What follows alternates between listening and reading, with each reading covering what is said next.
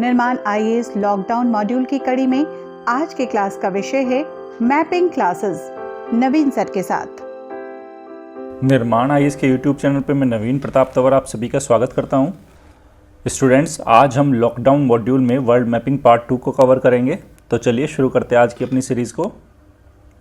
देखो, आज की सीरीज़ में हम ओशनिया को पढ़ेंगे। अक्सर आपने सुना होगा ओशनिया। बेसिकली मैं आपको बता देता हूँ, आज हम पढ़ेंगे ऑस्ट्रेलिया,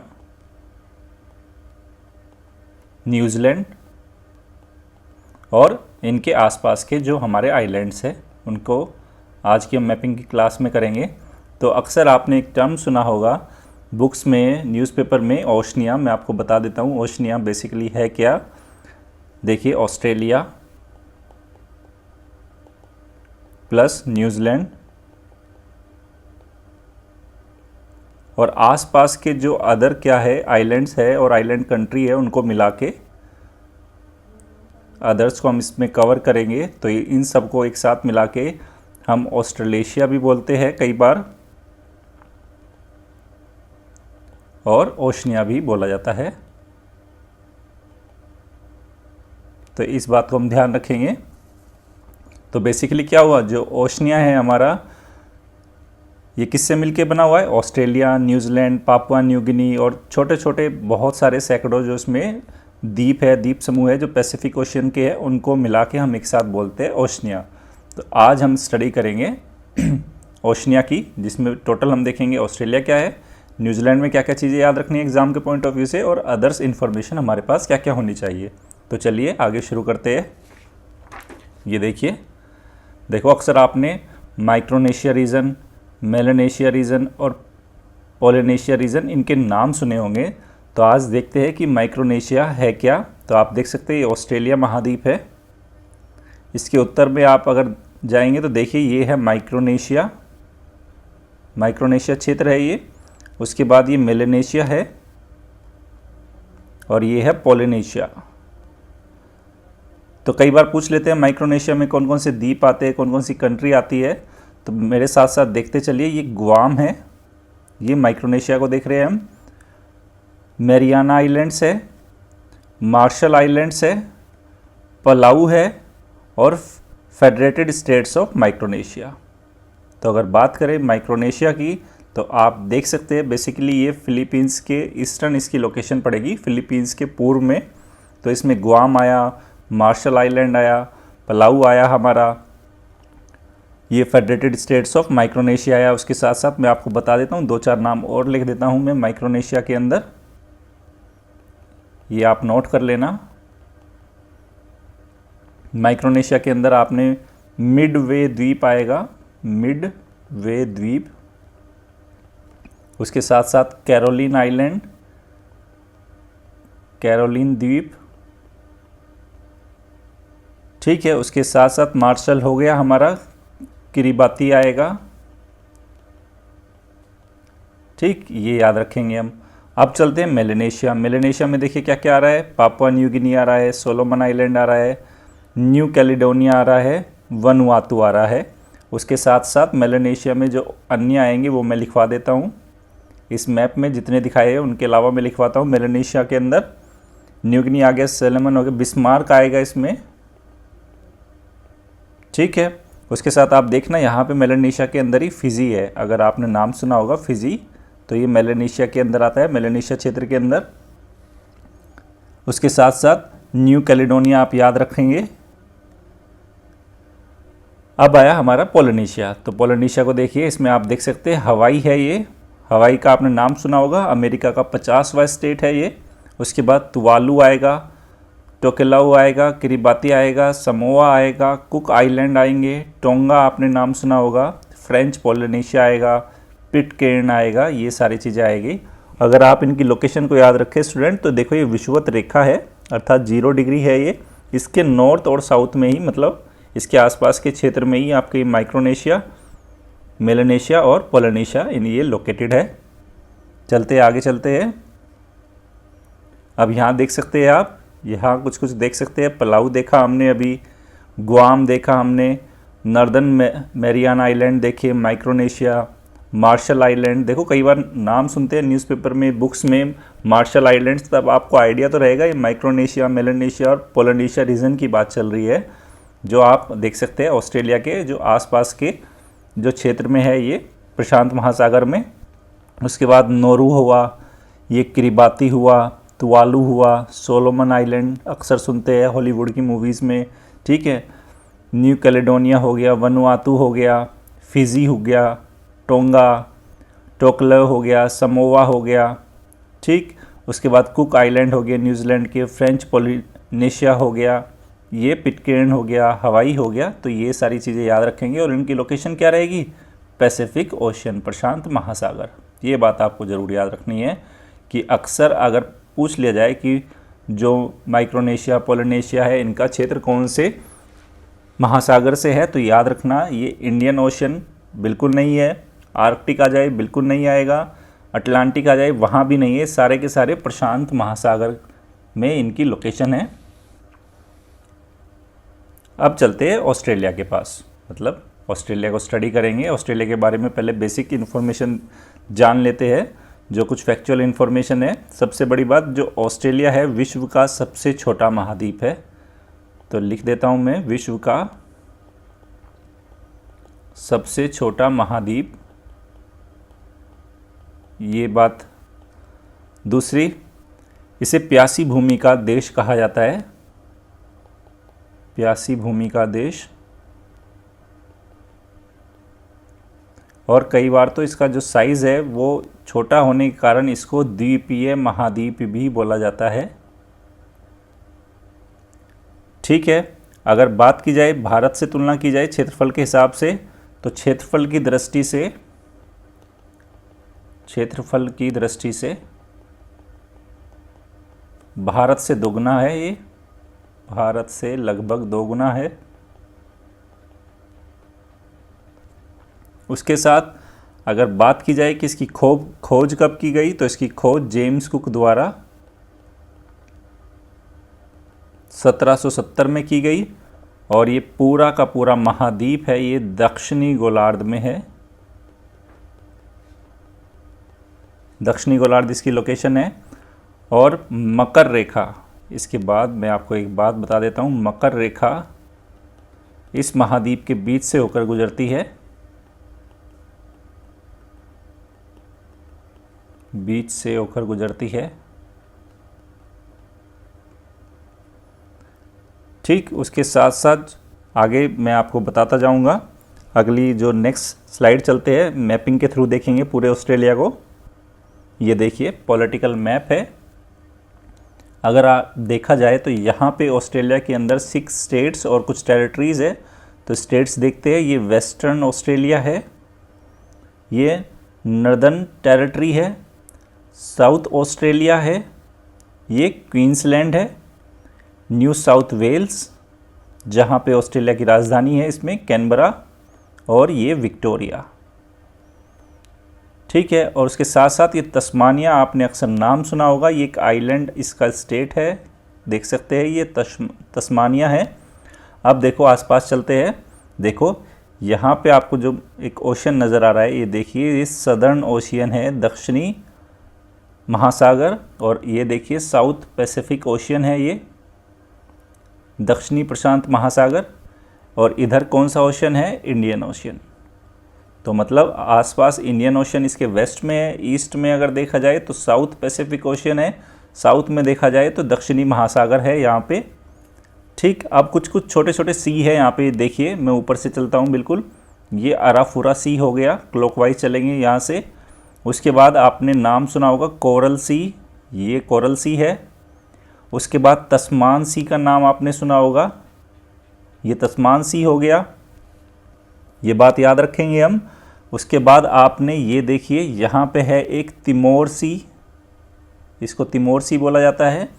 उसके साथ साथ आपने अक्सर नाम सुना होगा ग्रेट बैरियर रीफ की, ऑस्ट्रेलिया के पूर्वी तट पे जो क्या मिलती है, ग्रेट बैरियर रीफ मिलती है, प्रवाल भित्तियों से निर्मित एक संरचना है ये। तो ये ग्रेट बैरियर रीफ है, इसकी लोकेशन याद रखेंगे। उसके साथ साथ और छोटी छोटी देखते हैं इसके आसपास चारों तरफ, ये देखिए 8 माइल बीच है यहाँ पे, अक्सर आपने हॉलीवुड मूवीज़ में नाम सुना होगा 8 माइल बीच। उसके बाद यहाँ पे गल्फ ऑफ कारपेंटिया है, कारपेंटिया की खाड़ी है, ये कारपेंटिया की खाड़ी हुई। उसके बाद ये फ्रोज़र आइलैंड है, यहाँ पे अगर कभी एग्ज़ाम में आ जाए कि फ्रोज़र आइलैंड कहाँ है तो ये फ्रोज़र आइलैंड हुआ।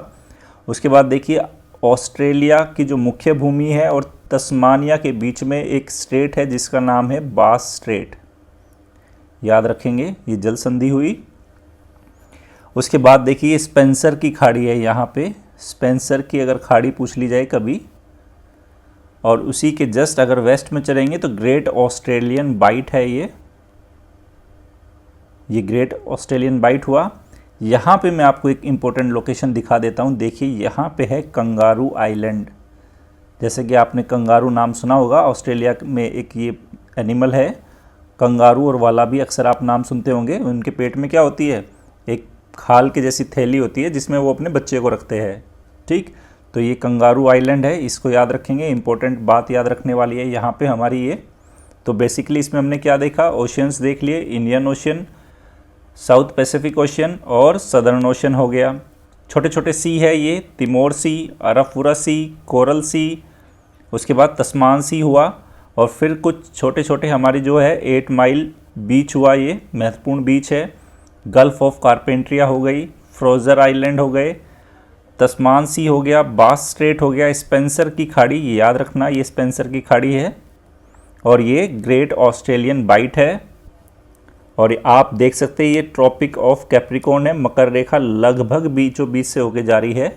और इसके जो 6 जो मेन स्टेट्स हो गए वो कौन से हैं, Northern Territory, Queensland, New South Wales, Victoria, South Australia, Western Australia, और कुछ कुछ छोटी छोटी टेरिटरी भी है। जैसे कि आप देखिए यहाँ पे तस्मानिया है, ये आइलैंड स्टेट है एक, यहाँ का ऑस्ट्रेलिया क्या, तस्मानिया, जिसकी जो आप देख सकते हैं होबार्ट इसकी कैपिटल सिटी है।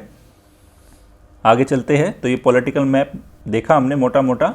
यहाँ पे चलो मैं आपको कुछ और दिखा देता हूँ स्टूडेंट। आपने यहाँ पे देखे होंगे एक ये हॉर्न आइलैंड है बिल्कुल अराफुरा सी के पास, जिसको मैंने सर्किल किया है, हॉर्न आइलैंड है ये। और इधर उसके अराफुरा सी के वेस्ट में है एक मेलविले आइलैंड, ये भी ध्यान रखेंगे हम।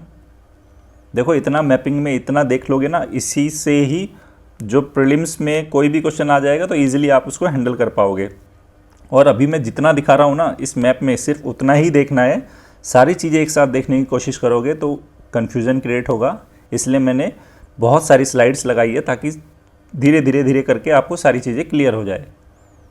अब ये देखिए, तो अभी तक हम क्या देख चुके हैं, हम देख चुके हैं आसपास के सागरों को देख चुके हैं, प्रशांत महासागर, हिंद महासागर, छोटे छोटे सी देख लिए, जैसे हमने तिमोर सी देख चुके हैं, अराफुरा सी देख चुके हैं, कोरल सी देख चुके हैं, देखो ये तस्मान सी देख चुके हैं, यहाँ पे एक बास स्ट्रेट थी वो देख चुके हैं, गल्फ स्पेंसर गल्फ देख चुके हैं, ग्रेट ऑस्ट्रेलियन बाइट देख चुके हैं हम यहाँ पे उसके साथ साथ मैं आपको बताता हूँ गल्फ ऑफ कारपेंट्रिया देख चुके हैं यहाँ पे हमने।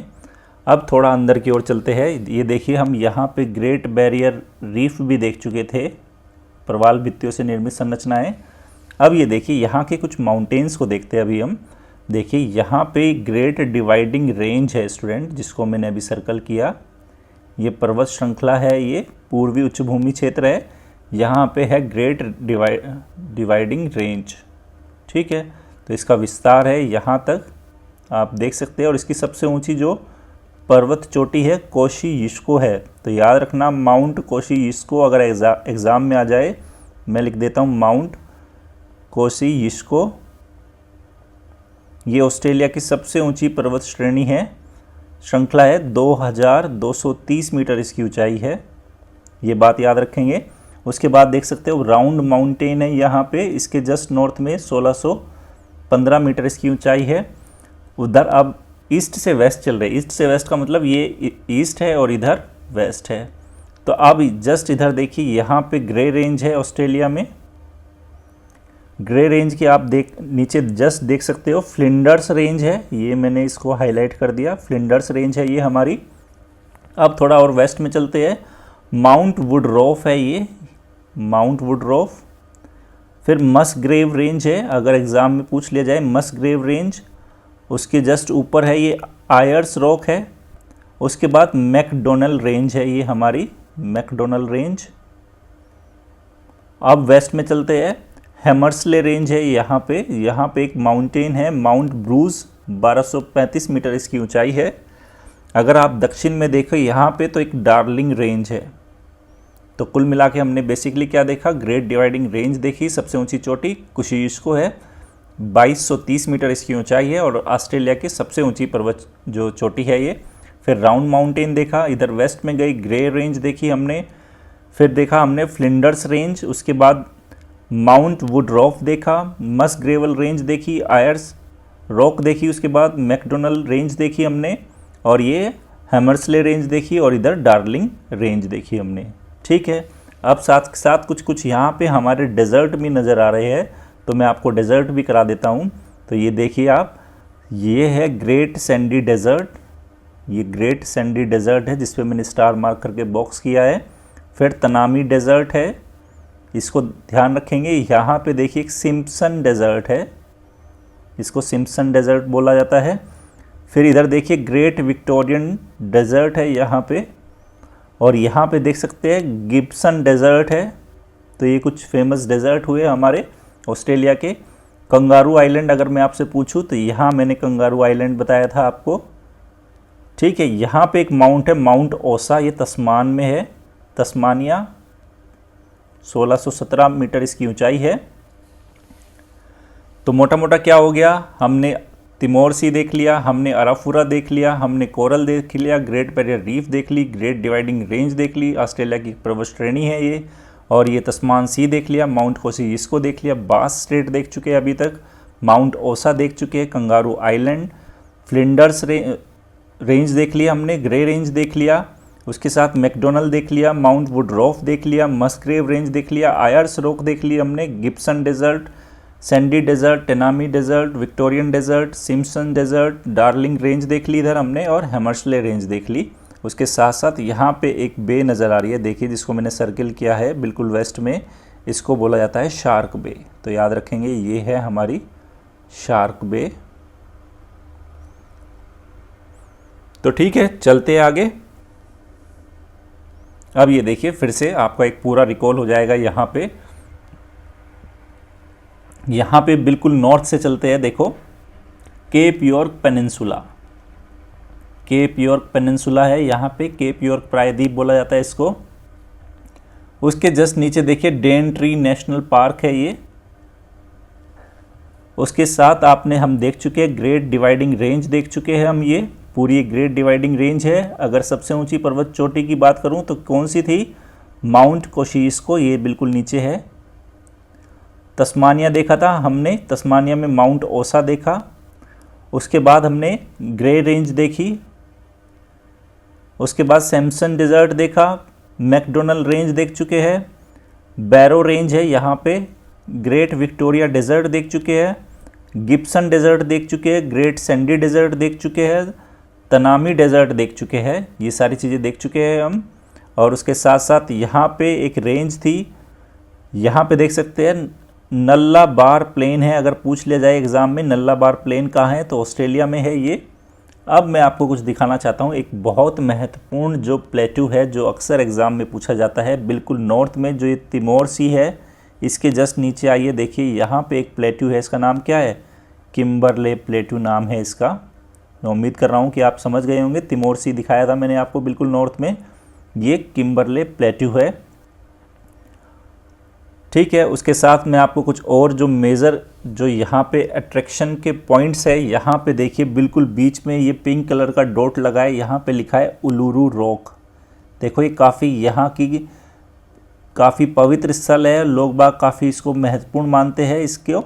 तो उलुरू अगर आपसे पूछ लिया जाए उलुरू कहाँ है, तो वो क्या है, उसको काफ़ी पवित्र स्थल माना जाता है, सेक्रेड प्लेस है यहाँ का। तो उलुरू रॉक भी है यहाँ पे।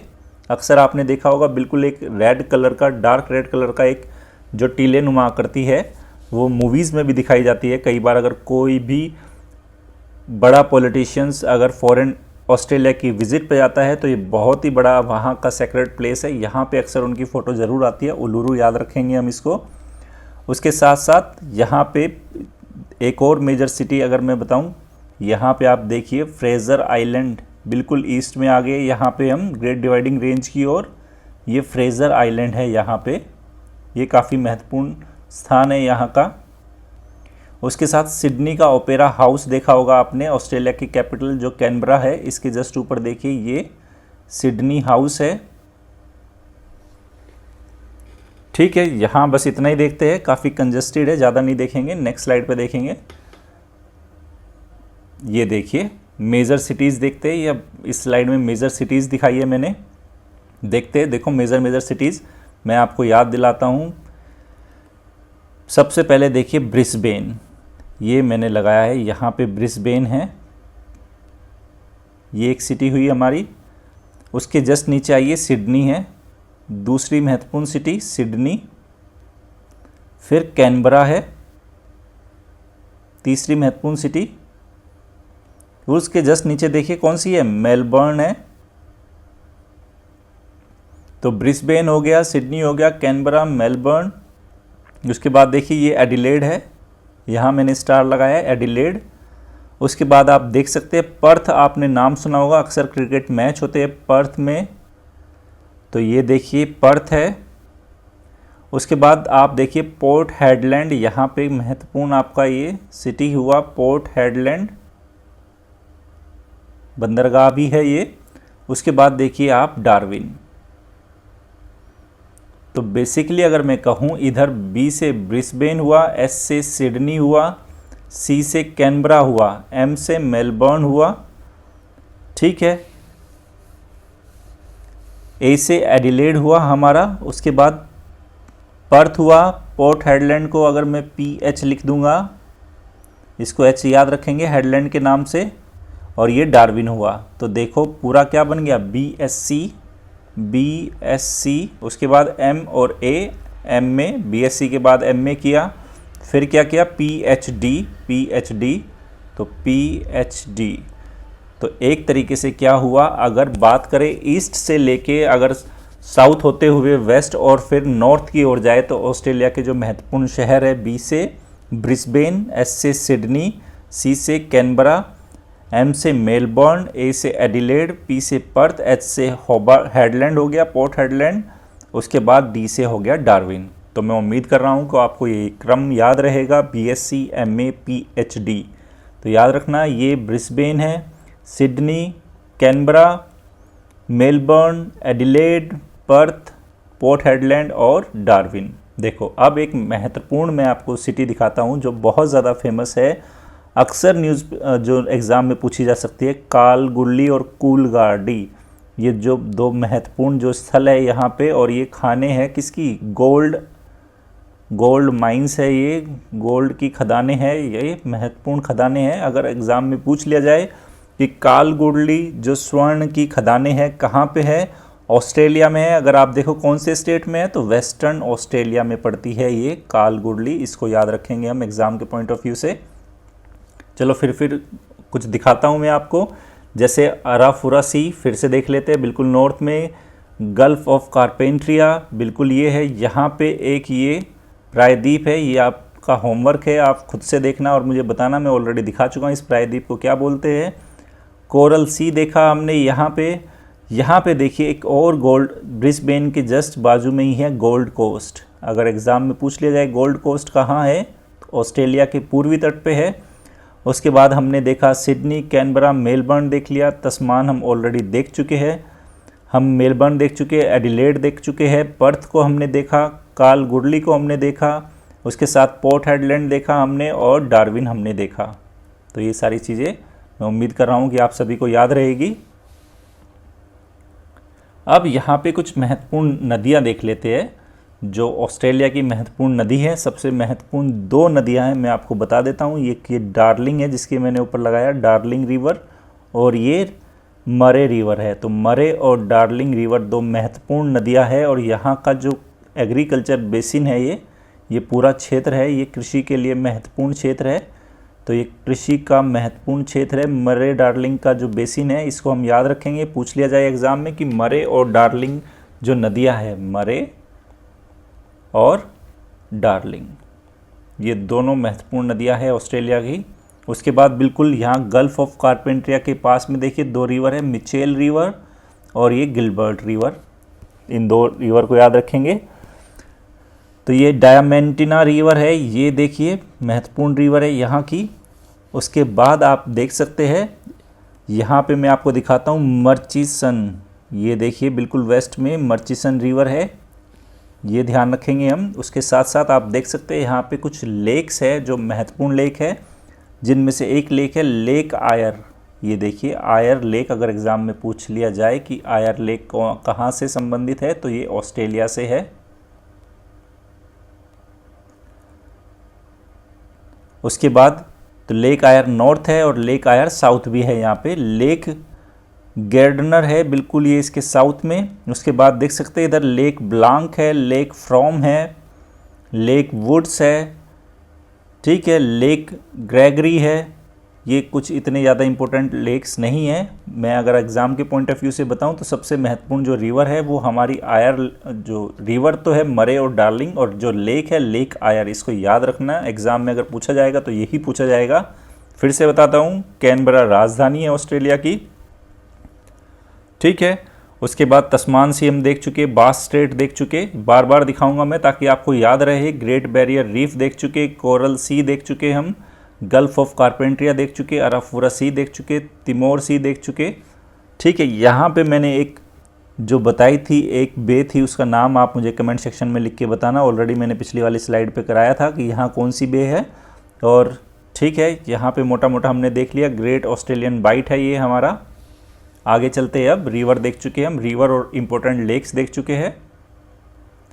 फिर देखिए आर्टिसन बेसिन, उत्सरूप जो कूप क्षेत्र है जिसको बोलते हैं, हिंदी में देख लेना, अगर मैंने सही ना लिखा हो तो आप इसको करेक्ट कर लेना। उत्सरूप कुएं मिलते हैं ऑस्ट्रेलिया में जिनको आर्टिसंस वेल बोला जाता है, इंग्लिश में लिख देता हूं मैं। अब ये पूरा क्षेत्र देखिए, ये जो पूरा डार्क येलो दिखाया है मैंने, ये पूरा उत्सरूप या आर्टिसन वेल जो क्षेत्र है ऑस्ट्रेलिया का, इस क्षेत्र को इस नाम से क्यों जाना जाता है, इसकी विशेषता क्या है, मैं आपको बताता हूँ। फिर यहाँ पे आपको मैं एक होमवर्क दे रहा हूँ, ये इस वाले स्टेट को क्या बोला जाता है ऑस्ट्रेलिया के, ये वाले स्टेट का क्या नाम है, इस स्टेट का क्या नाम है, इस वाले स्टेट का क्या नाम है, इसको किस नाम से जानते हैं और इस स्टेट को किस नाम से जानते हैं, और जो इधर मैंने नीचे क्वेश्चन मार्क लगाया है साइलेंट पे, इसको किस नाम से जानते हैं, ये आपको पता होना चाहिए। मैं उम्मीद करूँगा कि ये सब चीज़ें आपको याद रहेगी। अब नेक्स्ट स्लाइड पे देखते हैं कि आर्टिसन बेसिन्स और ये आर्टिसन वेल होते क्या है। ये देखिए यहाँ पे ऊपर सरफेस है स्टूडेंट, यहाँ पे आपको कुछ ये ट्री नज़र आ रहे हैं, ठीक है। ट्री के बाजू में एक रॉक है, आप देख सकते हैं नीचे तक ये गई है। मैं इसको डार्क करता जा रहा हूँ, इसकी बाउंड्री को समझाऊंगा, बहुत महत्वपूर्ण बात समझाऊंगा। ये आर्टिसन वेल क्या होते हैं समझ में आ जाएगा। देखो ये एक अपारगम्य क्या हो गए, चट्टानें हो गई। कौन सी? अपारगम्य, साफ लिखा हुआ है यहाँ पे, इम्परमिएबल लेयर ऑफ रॉक्स। तो ये अपारगम्य चट्टानें हैं।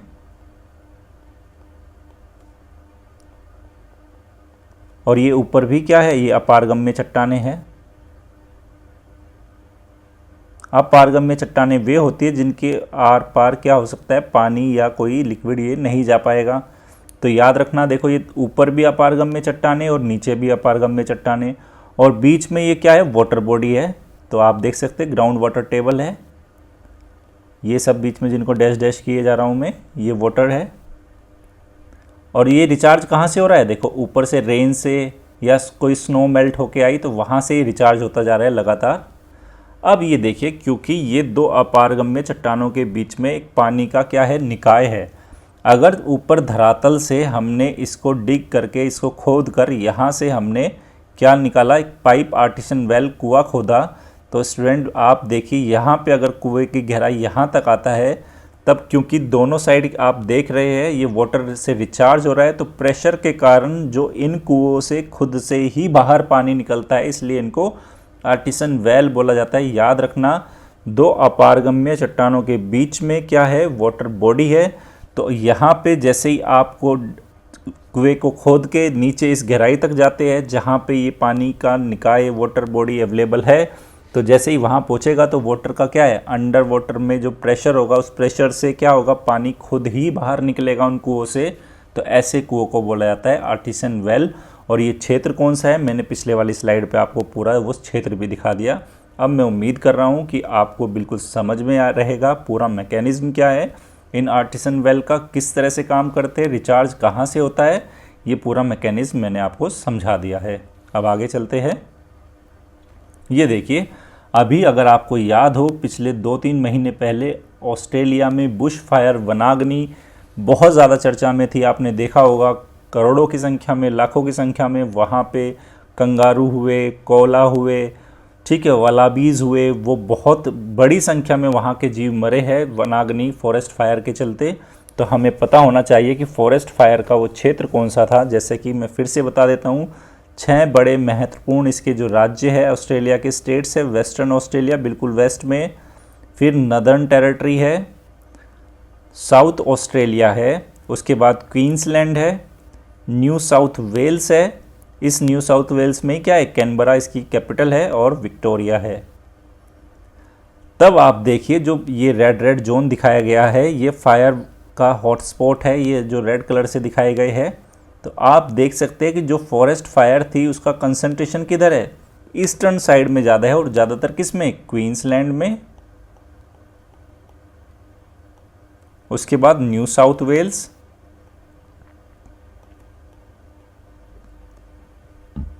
और विक्टोरिया।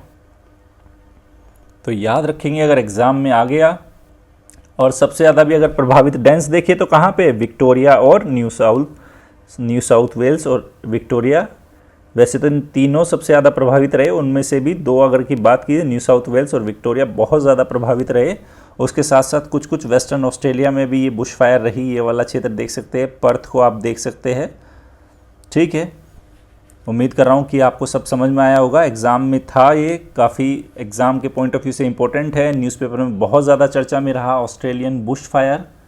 और बुश फायर पे जैसा कि मैंने एमसीक्यू की सीरीज़ में भी पूछे हैं कि बुश फायर से इस बार क्वेश्चन आ सकता है। और वैसे भी इस बार जो हमारी फॉरेस्ट सर्विस जो रिपोर्ट आई थी, फॉरेस्ट सर्वे रिपोर्ट 2019 की, उसमें भी जो फॉरेस्ट फायर के ऊपर अलग से चैप्टर दिया हुआ है। मैं आपको बोल रहा हूँ, रिकमेंड कर रहा हूँ कि आप फॉरेस्ट फायर वाले उस चैप्टर को अच्छे से पढ़ लेना।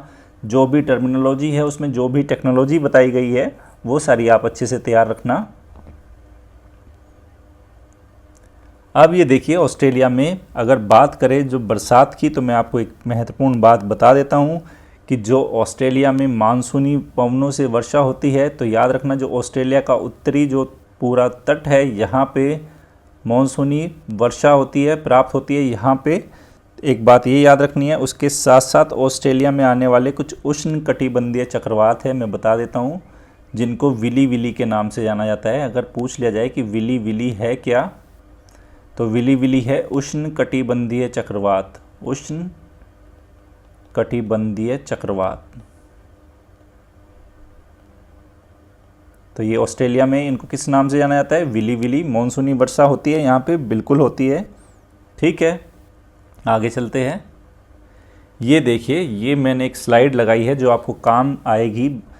ये देखिए स्लाइड में क्या है, एरिया विद मेडिटेरेनियन क्लाइमेट, ऐसे दुनिया के ऐसे क्षेत्र जहां भूमध्य सागरीय जलवायु पाई जाती है।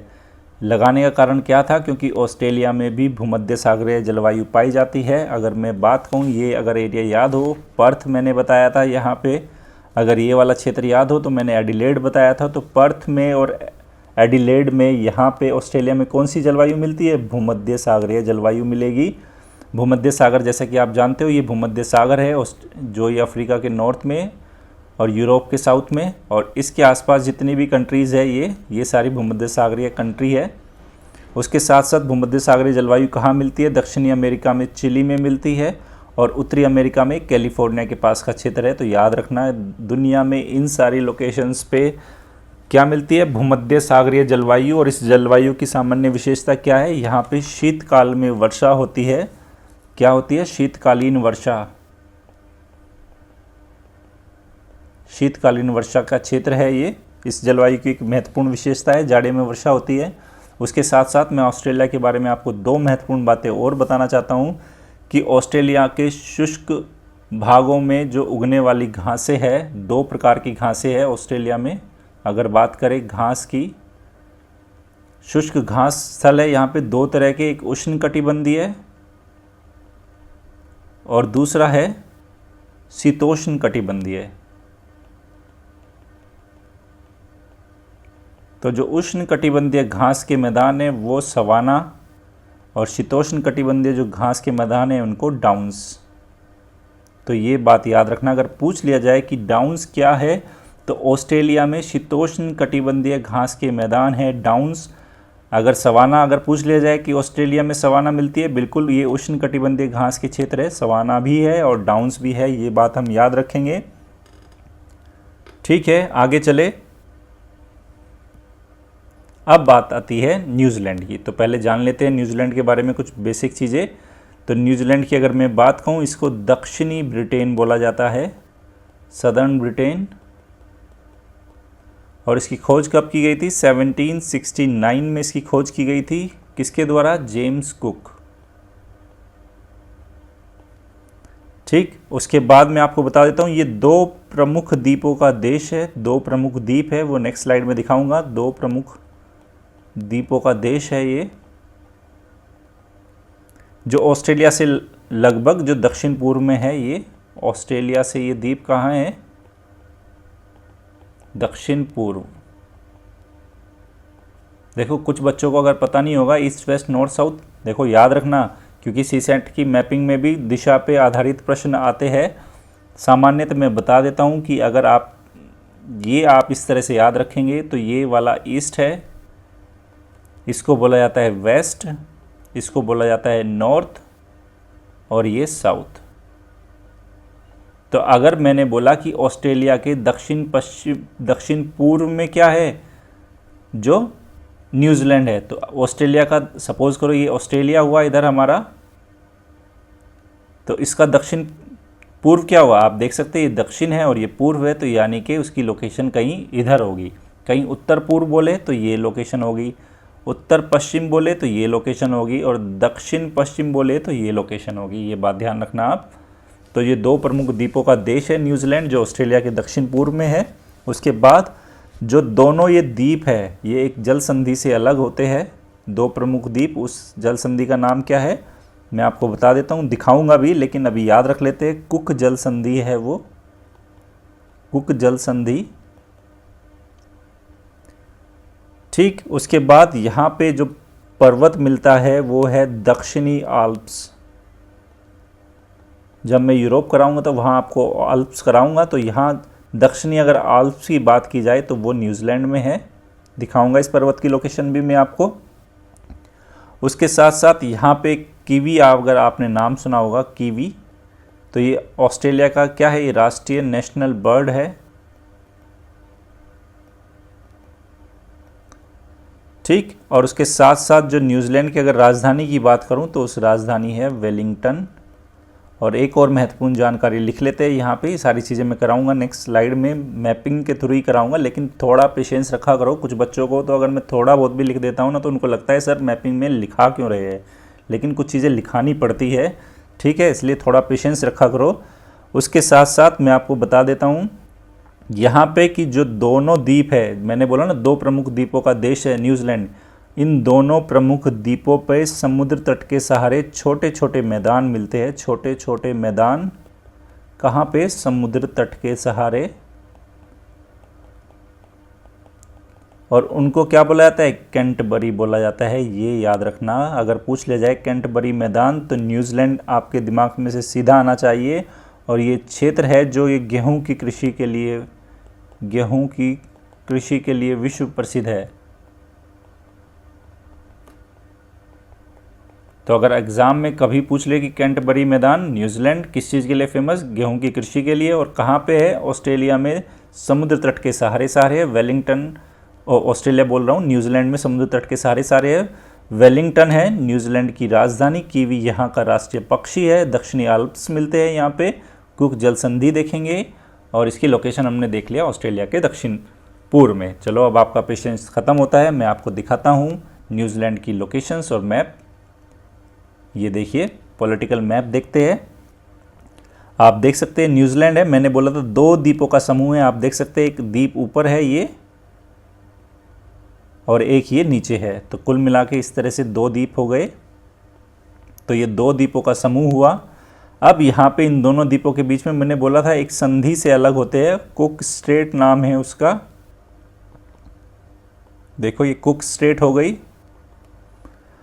उसके साथ साथ यहाँ पे मैं आपको कुछ कुछ चीज़ें दिखाना शुरू करता हूँ। अगर एग्ज़ाम में पूछ लिया जाए ऑकलैंड आइलैंड, तो ये ऑकलैंड आइलैंड देख सकते हैं, एडम आइलैंड भी है और कैंपबेल आइलैंड भी यहीं पे मिलते हैं। उसके साथ साथ बाउंटी आइलैंड की बात करें तो इसी क्षेत्र में है, और ये चैथम आइलैंड है, ये भी इसी क्षेत्र में मिलते हैं। ये बात याद रखेंगे हम। उसके साथ साथ बिल्कुल ये देखिए, जो ये दो द्वीप हो गया, एक ऊपर वाला द्वीप और एक नीचे वाला द्वीप। यहाँ पे नीचे एक छोटा सा द्वीप है, उसके बीच में एक स्ट्रेट जा रहा है। ये देखिए ये स्ट्रेट है, फोवेक्स स्ट्रेट है इसका नाम।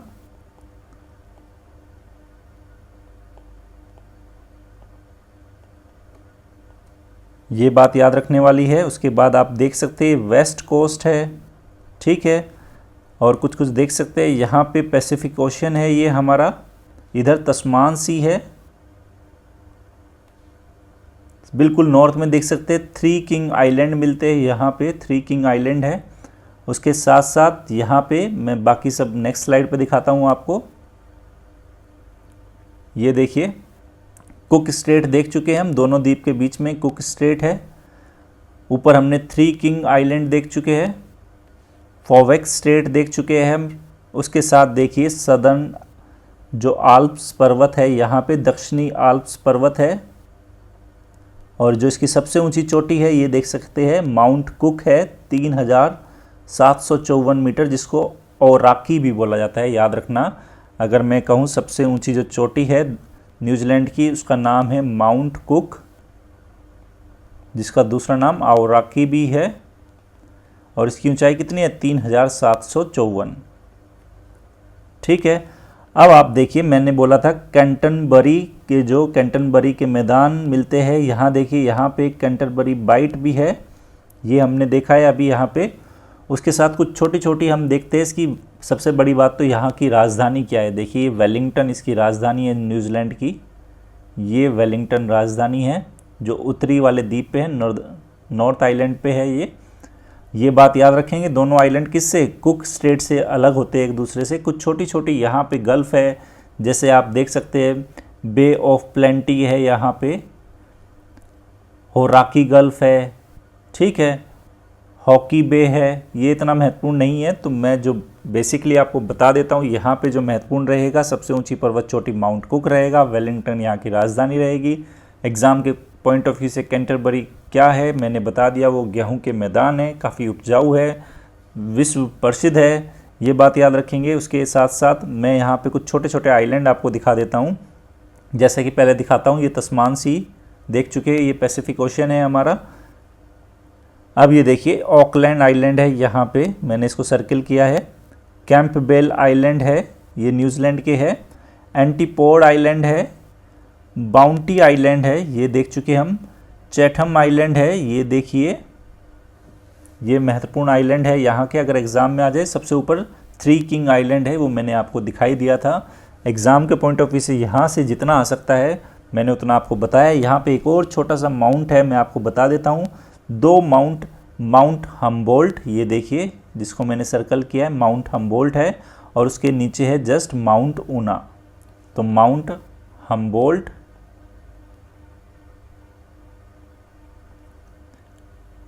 और दूसरा है माउंट ऊना, ये याद रखना, ठीक है। चले आगे, ठीक है स्टूडेंट। जो निर्माण आईएएस के लॉकडाउन मॉड्यूल में आज हमने ऑस्ट्रेलिया, न्यूजीलैंड और ये आसपास का जो हमने क्षेत्र था, द्वीप समूह को, उनको कवर किया, और मैं उम्मीद कर रहा हूँ कि आपको आज की क्लास बहुत पसंद आई होगी। अगर आपको हमारी ये सीरीज़ पसंद आ रही है तो निर्माण आईएएस के यूट्यूब चैनल को लाइक कीजिए, शेयर कीजिए और सब्सक्राइब कीजिए। धन्यवाद।